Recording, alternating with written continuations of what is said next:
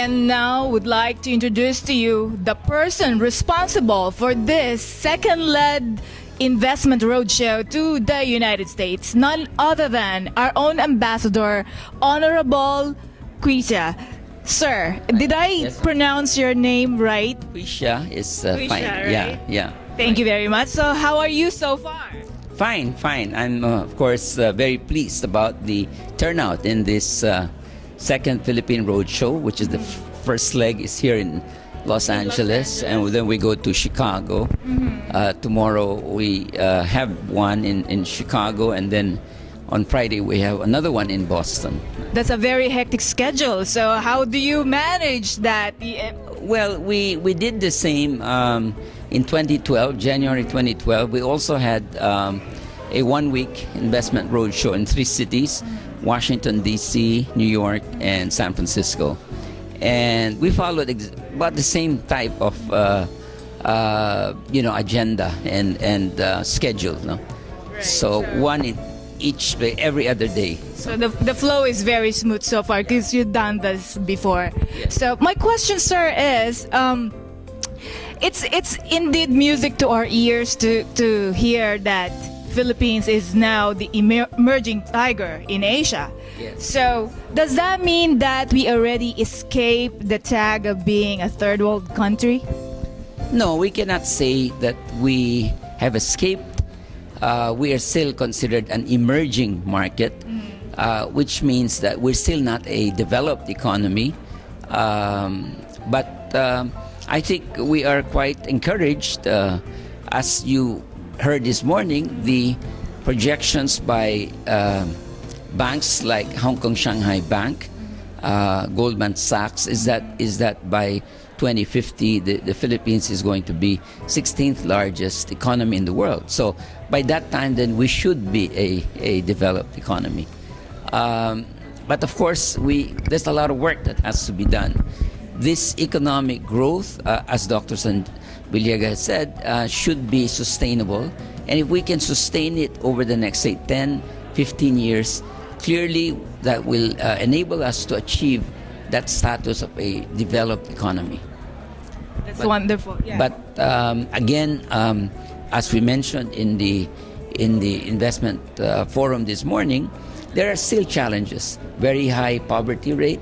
So this government, the government of President Aquino, is clearly targeting to bring down that poverty rate. Almost 30%, it's about 26%. The objective of President Aquino is to bring down to about 15% by the end of his term. Oh, that's wonderful news. Looks like we have all the necessary tools, all the dynamics to become really one of the developed countries in the world. Well, right now, of course, the indicators are quite encouraging, but we must be able to sustain this high level of growth before we can achieve that status of a developed economy.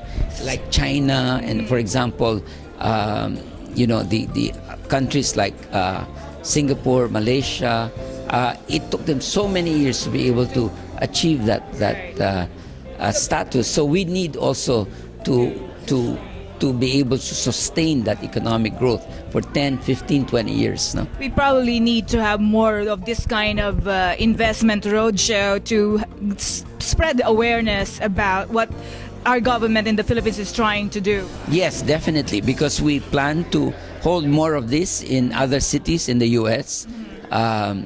It's not, of course, easy to do it, and it takes a lot of effort, but we hope to go to other cities like Houston, Atlanta, probably Detroit, and so on. So we plan to have more of these roadshows. That's great. So, sir, what is your insight about our new organization, COTIFA, Council on Trade and Investment for Filipino-Americans? As I've said, we need private organizations like COTIFA to be able to support what we're doing in government. No, there has to be private-public sector collaboration, and we appreciate very much what COTIFA is doing, because you are really supporting our efforts in trying to promote trade and investment.